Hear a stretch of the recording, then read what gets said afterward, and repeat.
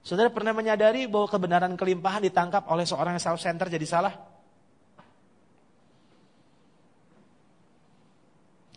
Berita kelimpahan, janji kelimpahan itu adalah berita yang sangat menyenangkan banyak orang. Makanya kalau dengar khotbah, Tuhan mau kasih kelimpahan. Oh, teriaknya aminnya kenceng-kenceng.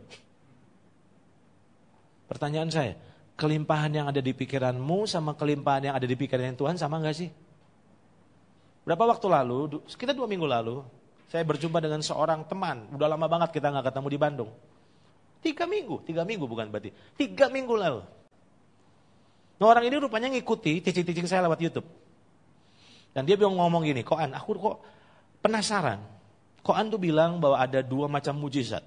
Mujizat pemeliharaan dan mujizat pelipat gandaan.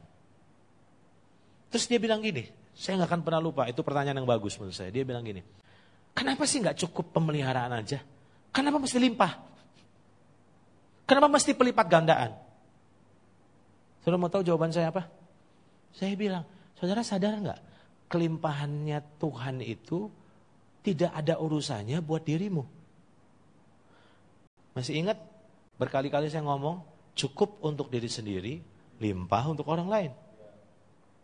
Lihat ke depan.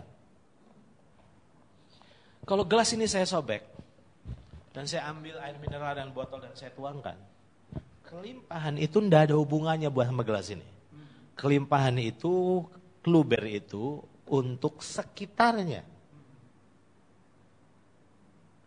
Kelimpahan ditangkap oleh orang self-center supaya bisa beli mobil lebih banyak. Supaya bisa beli rumah lebih banyak. Supaya bisa beli jam yang lebih mahal.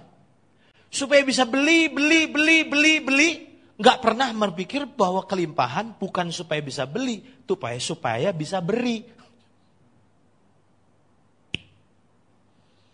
Tujuan Tuhan ngasih kelimpahan bukan supaya kamu jadi bisa beli, supaya kamu bisa beri.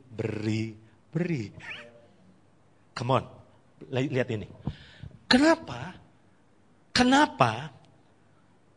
air itu harus dituangkan sampai penuh, bahkan sampai luber?